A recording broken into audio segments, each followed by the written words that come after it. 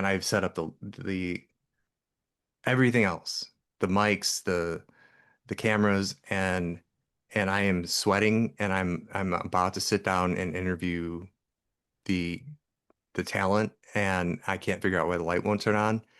And I'm like, I have to figure this out. And I end up just opening a blind in the window, and then all of a sudden I'm three questions in, and I go, I forgot to turn on the switch. And that was the only thing. And I wasted the three questions, and I can't go back now because it'll compromise the film. Or the wireless wasn't charged. It was because I was just rushing to get things done. And it's just these simple little stupid things that you forget while you're getting things set up because you're trying to cut costs, or you're trying to save time, or everything is going to go wrong, but you'll figure out a way to make it work. You will figure out a way because you have to. You have to get the shot done. You have to pay the bill. You have to make the client happy. Um, Let me think of what else. Your first jobs aren't your legacy. They're not your launch pads. So don't worry about your first jobs being your portfolio makers.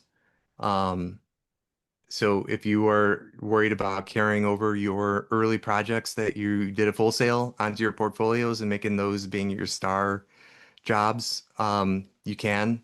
But um, my first job was a pro bono job that I did right out of right out of graduation, where I went up to Chicago and did something with there was a traumatic moment up in a suburb in Chicago where there was an issue, and I did a documentary where I brought a first responder and some people that were affected by this traumatic moment, and I donated my time and editing and everything else to the community that was affected by this traumatic moment. And it was some of my best work ever.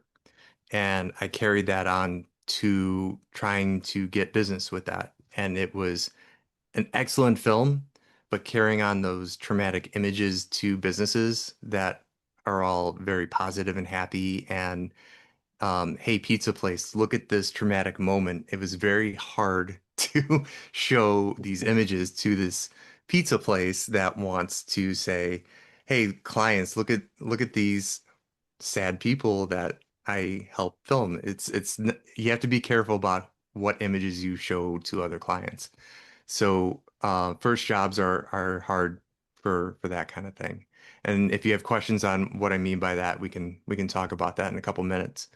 Um, uh, Always freelance. Sometimes do your free jobs, and start small.